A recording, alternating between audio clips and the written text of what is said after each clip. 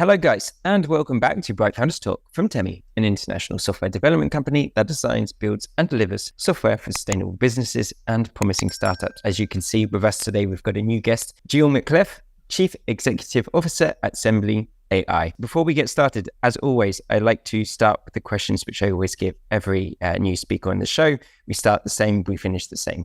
Gil, hello. First of all, thank you for coming on. And the question I want to give to you, just to start this all up, what is the one thing that not many people know about you, but is a quite significant piece of who you are? So first of all, thank you for inviting me today. Thank you for coming on. I think that a lot of people consider me more of a logical person, but I have a very strong emotional side, which is translated into semblyai, which is trying to really marry AI with human beings versus replacing human beings with AI. I think that's a kind of a key theme in my thinking continuously, which is impacting how the company works and how we see the future, et cetera.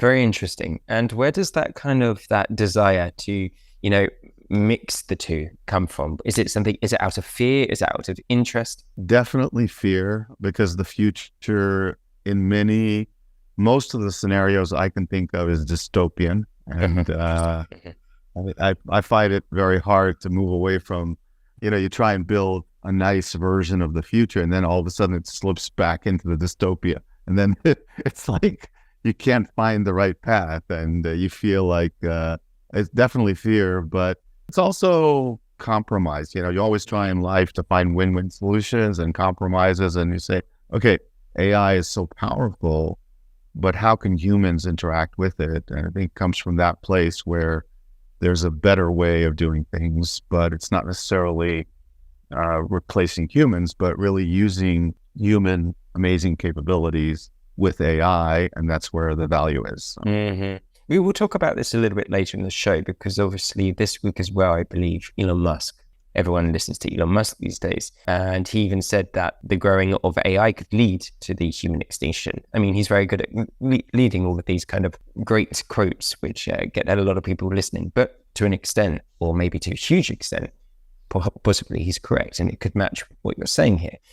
Let's go into a little bit of the world of what you're doing at semblyai to start off with. So tell me, over your 30 years of experience,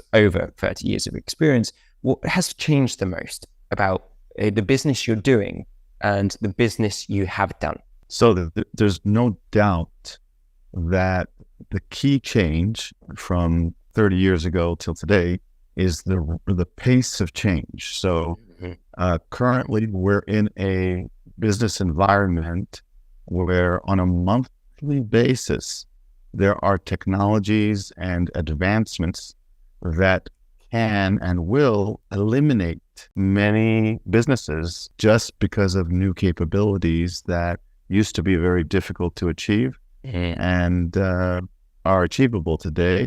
The best example, and the one that everybody knows, is LLMs, and LLMs like ChatGPT, and you go in and you get a result which used to be very difficult. If you compare it to a search engine where you get 1 million results and you really can't go past the first page, you kind of select something on the first page.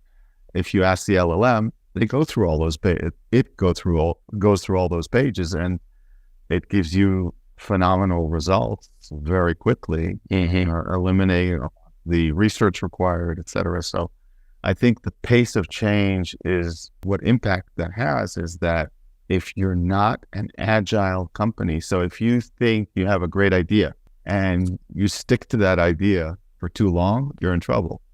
You need to have a great idea all the time in this environment. I prepared a deck for a VC community a while ago, and I called it Waves of Innovation, and I showed a beach with waves coming in, and I likened what we do to a surfboard with us on the surfboard being the company, because you have to integrate all these new waves of innovation coming in. And if you don't navigate those waves, and just not to get too far into that example, it's just very important to be with a finger on the pulse, understand what's going on and making sure that your innovation, your technology stays important in the new environment. So we will definitely speak more about the challenges, agility for sure. We will definitely speak more about this a little bit later. But what I want to know as well, obviously, those are the things that have changed. What hasn't changed? What hasn't changed is that depth is very important, which means when you create a solution, it needs to be based on a need, and it has to be a detailed analysis of the requirement and a response to that requirement. Mm-hmm. That's, people call it product market fit. People call it various things, but there's this need. Nothing is quick. Nothing is like, you put it together. There are a lot of companies that are wrapping a UI around an LLM and saying this is an amazing technology that's going to last, and it probably won't. In most cases, it won't. You have to really create a foundation. That foundation can enable specificity in different verticals, for example, and you can actually gain market share through that. So I think that, it's always been the case where really deep thinking and great solutions come out of that, and you can then create this market fit. I mean, companies have done that in the past successfully and grown as a result. But this whole idea of, despite all the changes I just described, being able to think in a zone, create the value, and not throw it away every time, but really reshape it all the time to adjust to this changing environment. I think that's what's interesting, and still there. You really have to have products that are long lasting, and that didn't change. And it's the only change is that everything is changing every month, and then therefore you have to think about the impact on your product all the time. Sounds kind of like a vicious circle. You have to have a product which is long lasting in a world which is not long lasting, which is a very unbelievable task. Tell me, Gil, a little bit more about the motivation behind starting semblyai, because obviously you spent 26 years, if I'm correct, at UMT before it changed its name and sold, to Ernst & Young. What was this kind of the experience you had for over those 26 years, which you were thinking about, oh my gosh, we need something like semblyai? Or was it kind of the evolution of AI and technology which made you think of it? Was it kind of a mix of both? So we first of all, I sold technology first to Microsoft, and before the sale to Ernst & Young in the project management space. We were pioneers in the space that's called project portfolio management. And ever since, so when we were in the space, we were very advanced in the space, but it was a very primitive capability that we brought to the, looking back today to what we brought to the table, it was a mathematical approach so we looked at all the projects that a company wants to implement during a planning period. So all the investments in computer systems, all the transformations in an organization, we looked at that and we said there was no organized structure how to prioritize what you want to do. And as a result of that, there were a lot of project failures because there was not a lot of planning up front. It was mostly considered a cost center. What we brought to the table was aligning all these projects with business drivers of the company to say, let's at least prioritize them based on the business driver, what you want to achieve. That makes sense. And also based on your cost constraints, which include costs and FTEs or full-time equivalents, things like that. So that's what we did initially. And then we worked with later on with the Microsoft ecosystem to support the product that we sold them and implemented very large engagements in Fortune 2000 companies. As time went by, meetings became very important, in the process of improving organizations. Meetings are a very important tool. And the fifth discipline was what Peter Senge wrote about how organizations should do this. But the truth that I saw in the marketplace was that nobody was really able to implement these methodologies with the tools that we had. It was impossible. The organizations were too many people stuck to the process and not to the end result. It was difficult. So we got together a few years ago, Artem Karen, my co-founder, and I, who we've been working together for about 15 years. And we said there must be we're seeing a capability now that can actually help with alignment. And, you're saying, but you're in a meeting assistant category. We don't see ourselves as meeting assistants in this category. We see ourselves as an AI team member in the organization. And it's a big difference because now the capability to create alignment is much stronger with the tools that we have today versus the past. And it was a big motivation to take this capability. Think of a meeting as the source of information, right? What if you could capture information at the source and seamlessly put them in end systems? That would be awesome. And today, for example, when I go into meetings, so Sembly connects into your calendar. When I go into meetings, I get my tasks that I need to do at the end of the meeting automatically. I don't touch anything in my Microsoft to-dos on my phone.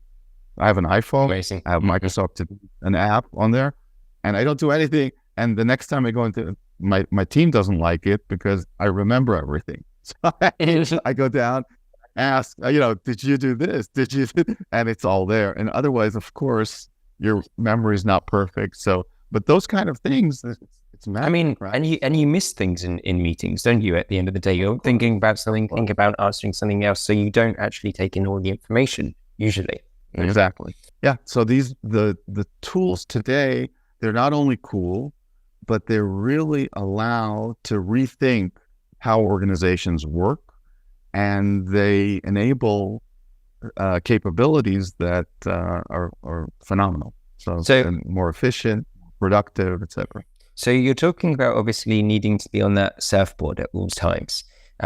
What you're obviously explaining is very much in the now. It's amazing for now, but with the change growing at such a quick rate, how are you going to stay on this surfboard? How does it not just become, that meeting AI, as you said, so it's like an AI assistant in the meeting?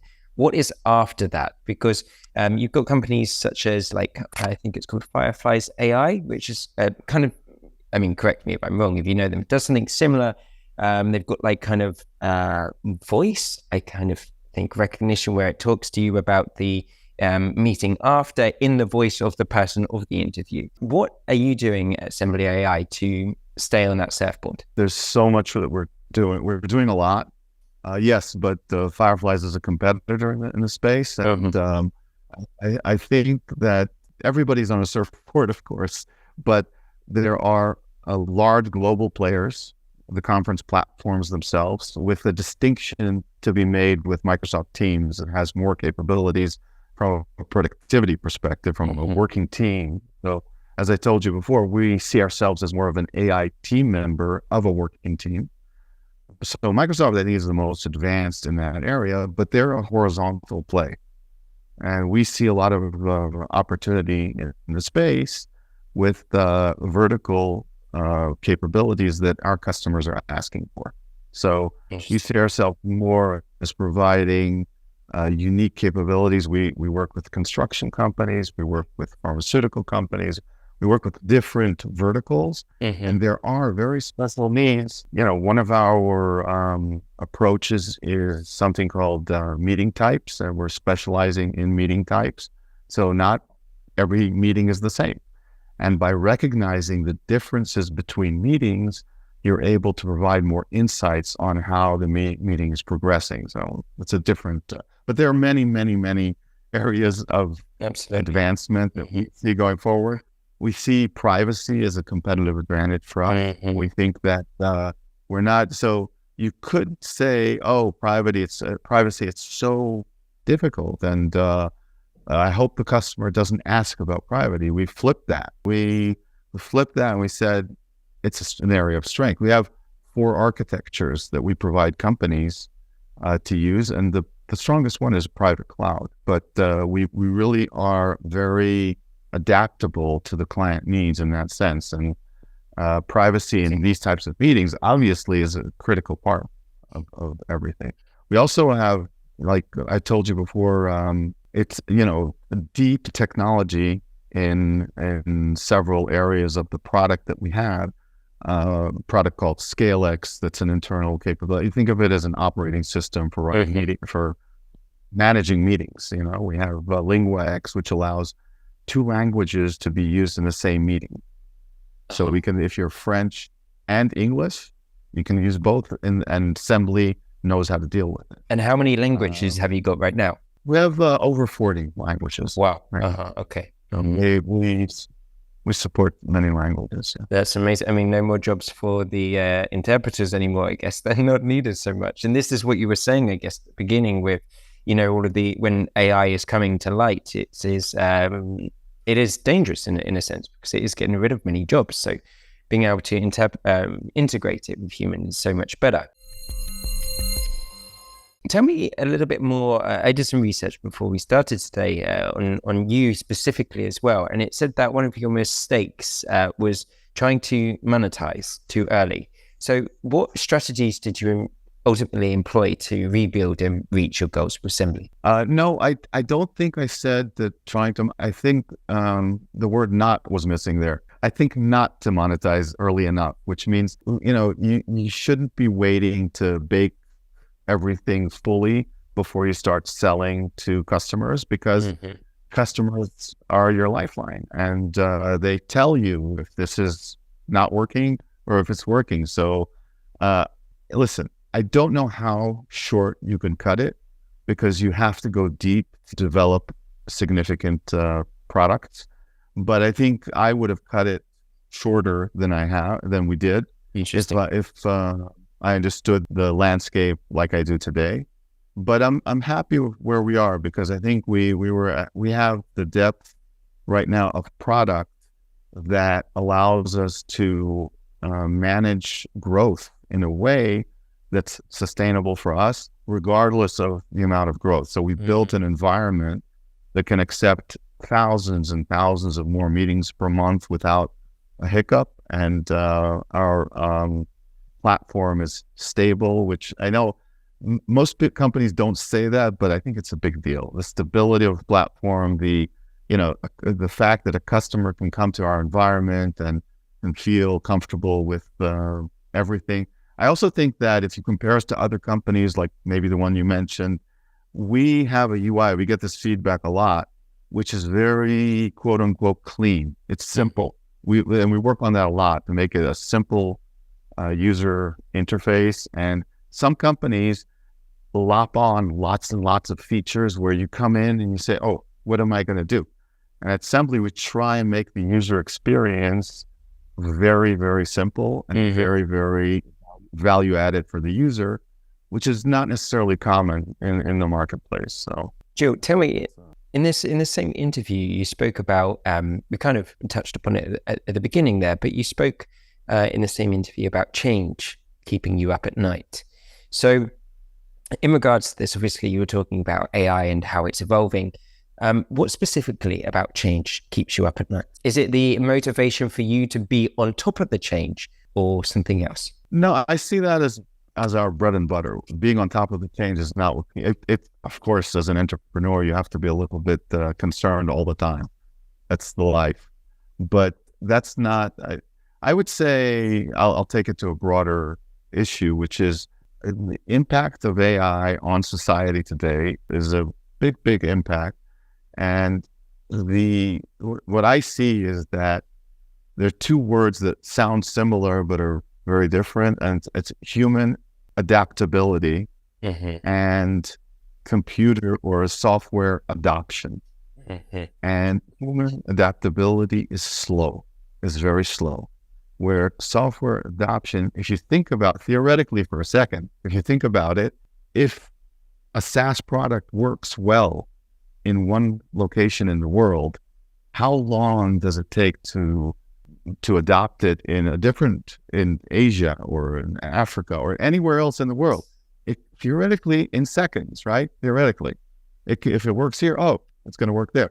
Now, if you build something, so that concerns me, that the gap between adaptability, our adaptability, and adoption of software is just growing, and it's that's what's the big concern, and that keeps me up at night. And I it's not that I sleep at night, but it keeps my mind thinking about how, as a society, people your age and my children's age, how are they going to cope, and what's going to drive their day to day, and how will they have jobs that make sense, and do we need a universal income in the world, and how are people going to gain satisfaction from their daily lives? And so that's a complicated topic, and we won't go there. We can go back to other things, but it's that's a deep. No, fascinating. I mean, this is what I love about our podcast, that we can go off in different directions, and it is actually fascinating what you just said.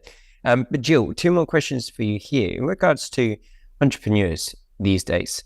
Entrepreneurs in 2023 compared to back when you started. Are the entrepreneurs now less intelligent, more intelligent, less creative, more creative? What has changed within the society and world of entrepreneurs? Because there are so many now compared to what there used to be. It's true. So I'm not a typical CEO of a startup company because I'm older. And when I look online and LinkedIn and I see the new generation of CEOs, and this is my perception, it doesn't mean that it's true. It seems to be much more comfortable with social media, which means they love to go online and share experiences. And the problem with that is that experiences change over time. So I'm much more introspective in the sense that when I see something, I'm not going to count it as an experience. I'm going to wait a little bit to see if that experience changes over time. Because, so when you're new at something, and when you're a new CEO and you see something, you'll say, oh, and you communicate it very eloquently on a LinkedIn post. And sometimes I say to myself, oh, those guys, they're going to discover. It's like, the diet programs where you have the before, the after, and they never show the after. So it's like that type of thing. Well, they don't show the face, It's not always like that, but in many cases, there's more depth to problems, and it's not so easy to solve. So I think that there's this need for immediate feedback, much more quick. And I do less of the social media, and it's probably a fault, not a good thing, but I do less of the social media thing. But I do share when we have significant milestones, et cetera, in social media. But I'm less of a communicator than the typical young startup CEO. And so that's a big, and it's a pro or con? I think it's neither. It's just it is what approach. It is, right? I think that it's pro probably in the sense that you need to be more attuned to what's going on, and you need to be connected. And the way to do that is to be really more connected to social media. But the con of that is that you're putting you might put your foot in your mouth more, and you might be prone to more looking back and say, I want to delete that post because I didn't mean to say that, or I found out later that it's not 100% the experience that I want to share. Interesting. I have one more question for you today, Gil. And it's the way I always finish the show. And it's, what would you like your legacy to be? But I would like to know, what would you like your legacy, semblyai's legacy? And what would you like your personal legacy to be? So semblyai, I'd love to have a significant impact on corporate teams. That's kind of where I'd like semblyai to be. And in a way that's collaborative with corporate teams and helpful. And of course, helpful not only to the teams, but also to the corporations. And productivity is a part of that, but it's also getting better results, which is more accurate, getting proactive information about what's going to happen through this source of meetings, et cetera. That's kind of one dimension of it. On a personal note, I'd like to know that everything that we've done has been done with integrity, with honesty, without rushing too quickly. And having that as a legacy is a very important thing to me. Amazing. Gil, thank you so much for coming on. It's been amazing to pick your brain and see everything you're doing at semblyai. And I believe 100% you'll be staying on that surfboard most definitely for the years to come. And I'm looking forward to see it as well. So thank you.